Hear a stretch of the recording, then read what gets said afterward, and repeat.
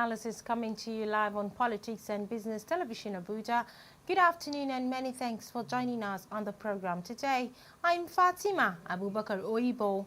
The headlines.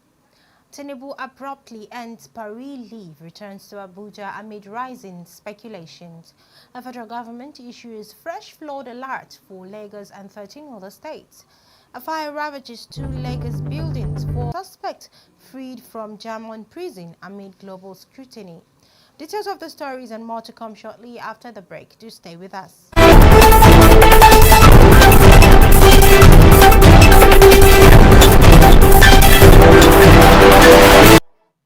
Welcome back. President Bola Ahmed Tinubu returned to Abuja on Tuesday. He touchdown at Nnamdi Azikiwe International Airport at exactly 6:50 p.m. local time, where he was received by top government officials, including Senate President Godswill Akpabio and Chief of Staff Femi Gbajabiamila. And the presidency has yet to issue an official statement explaining the sudden change in itinerary. However, the timing of Tinubu's return coincides with the expiration of the 6-month emergency rule in Rivers State, a region critical to Nigeria's oil and gas sector. This has fueled speculation about possible urgent domestic development requiring his attention. During his brief stay in Paris, Tinubu reportedly held a private luncheon with French President Emmanuel Macron, reaffirming bilateral cooperation in security and trade. The 73-year-old leader has made 15 international trips since January 2025, often blending official duties with periods of rest. Moving on now, the federal government has sounded a fresh alarm over imminent flooding in Lagos, Adamawa and 12 other states following predictions of heavy rainfall between September 16th and 18th. And the warning issued by the National Flood Early Warning Center highlights 52 vulnerable communities across 14 states, urging residents to take precautionary measures. Already, Adamawa State has begun to feel the impact with flash floods affecting 13 communities in Yola North and South.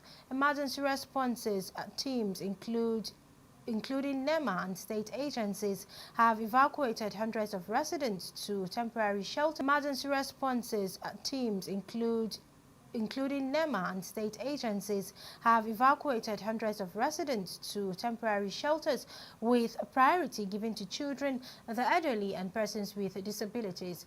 Lagos, which experienced severe flooding last week, remains on high alert. Motorists were stranded along Ikorodu Road after torrential rain submerged key roads.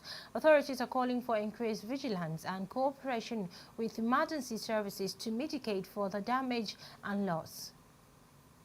A devastating fire broke out Tuesday afternoon at Afriland Tower, a 6-story commercial building on Broad Street, Lagos Island, housing a branch of United Bank for Africa and other offices. The blaze, which originated in the basement inverter room, quickly spread across multiple floors and triggering panic as occupants scrambled for safety. Eyewitness videos captured dramatic scenes of people leaping from windows and being rescued by ladders. Emergency responders from the Lagos State Fire and Rescue Service arrived swiftly, evacuating 11 individuals, with 4 currently hospitalized and battling for survivals. 5 others were successfully resuscitated on site, while several escaped unhurt. The firefighting operations was concluded late Tuesday evening, with officials confirming that no fatalities has been recorded. Just hours later, a second fire erupted at Plaza, a 4-story shopping complex behind Mandilas on Lagos Island. Flames reportedly began on the 4th floor and spread rapidly, causing part of the building to collapse. Traders rushed to salvage goods as firefighters battled the inferno into the night. Authorities are investigating both incident and urging strict adherence to safety protocols. You're also watching news analysis right here on Politics and Business Television. Still to come, federal government launches bold agri-reforms to create 21 million jobs nationwide. Details of this headline and more news content after a quick break. Stay with us.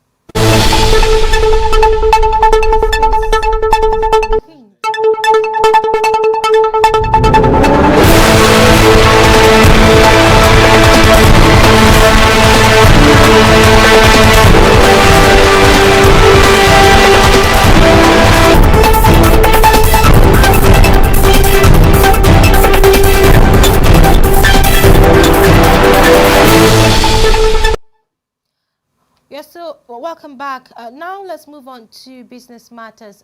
Federal government has unveiled a sweeping set of agricultural reforms aimed at transforming Nigeria's food production landscape and creating 21 million full-time jobs in rural communities. And Vice President Kashim Shettima announced the initiative at the FOA's Hand-in-Hand Investment Forum in Abuja, describing hunger as the great equalizer and agriculture as a foundation of national prosperity. Key reforms include the introduction of single-window platforms for land registration, expansion of irrigation infrastructure, and strengthening access to agricultural credit. The government also plans to scale up mechanization and foster public-private partnerships to attract investment across the agribusiness value chain. Shettima emphasized that Nigeria has a capacity to irrigate over 3 million hectares, but currently utilizes less than 10% of that potential. Under the 2021-2025 National Development Plan, the administration aims to lift 35 million Nigerians out of poverty while securing food and nutrition sufficiency. Ministers of Agriculture and Economic Planning echoed the call for strategic investment, highlighting Nigeria's vast arable land, favorable climate, and growing digital economy as key assets for sustainable growth.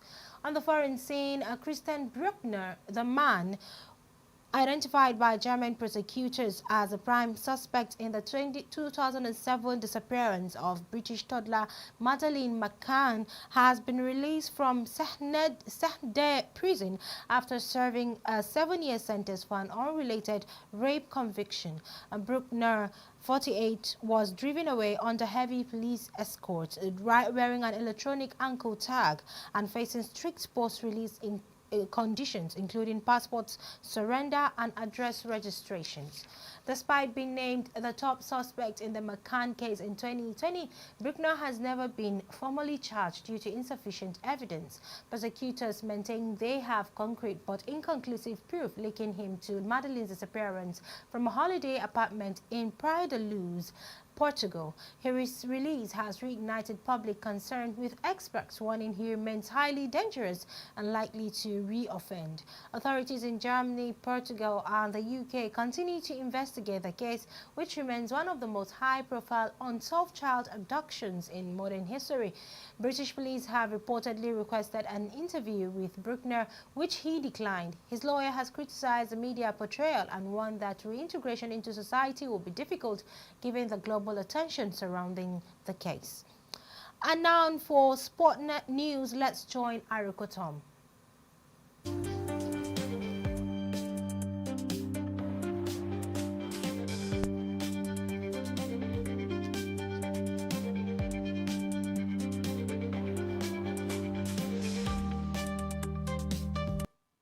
Good day and welcome to P&B Sports News. I'm Ariko Tom. The 2025 Zenith Basketball MBBF Women's League Final 8 is on the way at the Indoor Sports Hall, Surulere. 8 elite teams are battling for glory from the Atlantic Conference, defending champions MFM Basketball Club, First Bank, Dolphins and Bayelsa Wales, and from the Savannah Conference, Nigeria Customs, Air Warriors, Royal Aces and Titans Basket. There's a 15.6 million naira prize pool up for grabs. The champion will take home 7.5 million naira, runner-up 5 million naira, and third place 3 million naira. Individual awards like MVP, top scorer, and best shooter each come with 500,000 naira. The big question now is, can MFM defend their crown, or will a new champion rise? That's all for P&B Sports News. I'm Ariko Tom. Stay tuned.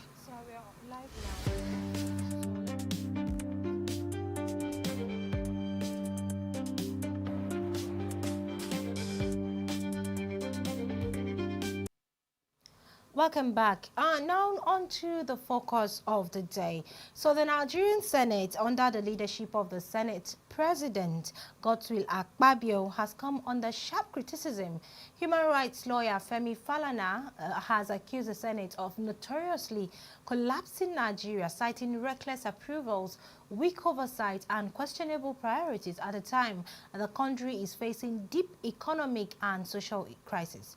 Falana argues that rather than holding the executive accountable, the current Senate appears to have reduced itself to a rubber stamp, approving loans and policies without due diligence, decisions that could mortgage Nigeria's future for generations to come.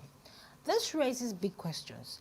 Is the Senate failing in its constitutional duty of checks and balances?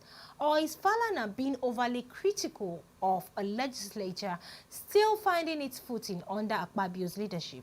On our focus today, we examine the role of the National Assembly at this critical juncture, and whether it is rising to the challenge of defending democracy and safeguarding Nigeria's future. After the break, we'll be joined by Comrade Bitako Abubakar Umar. He is a spokesperson, Rebuild Arewa Initiative for Development. He's also an educationist, public affairs analyst, and a politician. He'll be discussing with us via a WhatsApp call to break down FALANA's comments and what they mean for governance in Nigeria. We'll go on a short break, and when we return, we'll be speaking.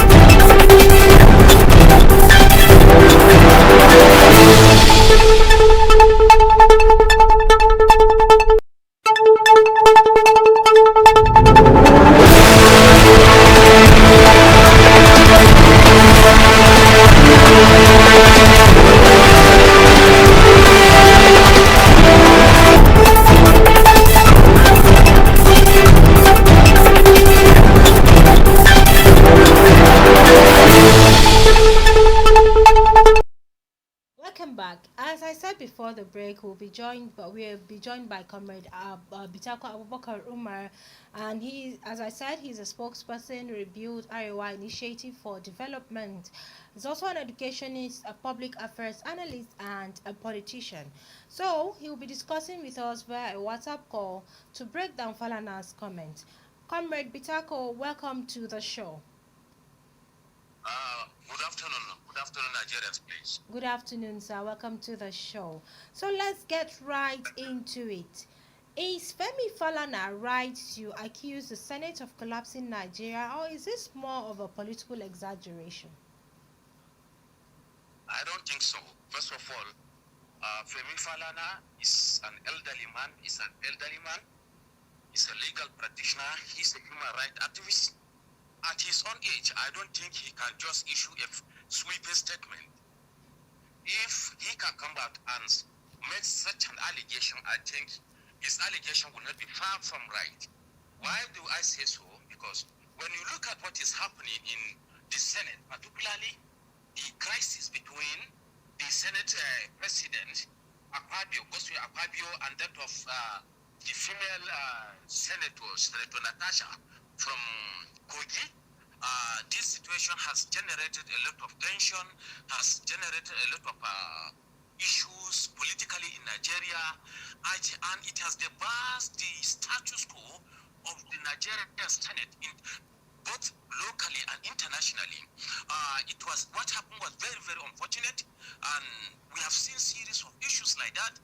This particular woman went to court to challenge her suspension, and the court gave ruling that the woman should be allowed to resume, and the ruling clearly stated that for her to be suspended, or for any senator to be suspended, that senator was not only denied her right to represent her people, but the people of her constituency were equally denied the right for representation. And for the Senate not to adhere to that ruling, I think it goes down well to confirm the statement or the assertion or the pronouncement of the human rights lawyer Femi Falana. Okay, so you feel that the assertion by Femi Falana is actually right, and is collapsing Nigeria. So has the current Senate done enough to check the executive arm of government since Akpabio assumed leadership? Look, we are not even rights of the Senate to checkmate the executive arm. We are talking of their fundamental role. Senate is to legislate. You understand? Laws governing the nation. You understand? That is their fundamental role, aside the secondary role of overseeing functions. You understand? You can imagine somebody who has the mandate, the constitutional right to establish and enact law, to review laws, to review constitution of the land, and the same person setting aside rules of the law, setting aside constitutions, not adhering to rules of law. That is very, very unfortunate. This is what we are saying. This is what Femi Falana is saying. It is very, very unfortunate for such body to be doing such thing. Okay, so let's move from the Senate of checking executive arm of government. Let's go back to Falana's accusation. So much criticism. I feel like much of the criticism stems from the legislature's quick approval of borrowing requests. Is this fiscal recklessness or pragmatic governance? Well, you see, many things have happened. Senate have given a lot of approvals to the executive arm, that is in particular to Mr. President, which have over time has received a lot of criticism, and to some extent, other people can regard it as recklessness. You see, particularly the issue of approving loans. We have Senate have approved many loans, external borrowings, without a kind of commensurate result on ground. And to that extent, many Nigerians have complained. Many Nigerians have come out to kind of accuse the government of not being sensitive, particularly the Senate approving the loans, the borrowings, for not being sensitive. Simply because over time, we have seen the same government borrowing, but we have not seen the aftermath of the borrowings translating welfare of the citizens. So to this extent, you see, it is quite reckless. We expect if the Senate is to kind of approve borrowing, the Senate should equally be able to checkmate, to oversight the extent to which this borrowing have been utilized appropriately for the benefit of the citizens and growth, for the benefit of growth and development of the nation. But we have not seen such. You understand? And they keep on approving, giving approval without commensurate result on ground. I've seen Nigerians crying out that most of the times there are some of the bills that have been passed in the Senate that has to do with helping the country. They pass the first reading, second reading. At the end of the day, those bills will not be implemented. But when it comes to borrowing, these bills will be quickly implemented and they will be stamped. Just like Femi Falana said, he said that Nigeria has become a rubber stamp, stamping anything that has to do with borrowing. But other bills that have been passed have not been implemented because of, and those are the bills that would actually, improve the lifestyle of Nigerians. So how damaging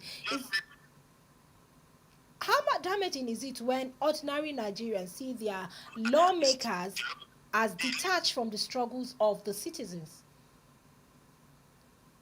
A very good example of a law, of a bill that was passed by the Senate and assented. Comrade Bitako, can you hear me? Comrade Bitako. By Mr. President. Okay. Is that law?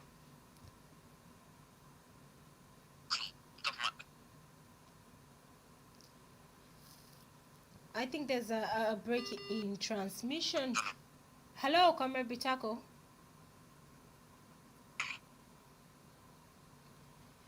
Let's see if we can get, let's quickly go on a break and then we see whether we can get Comrade Bitako back on the phone, because I know he has a lot to say about the damage. So this bills are affecting struggling Nigerians. We'll go on a quick break and then we come back to continue the discussion.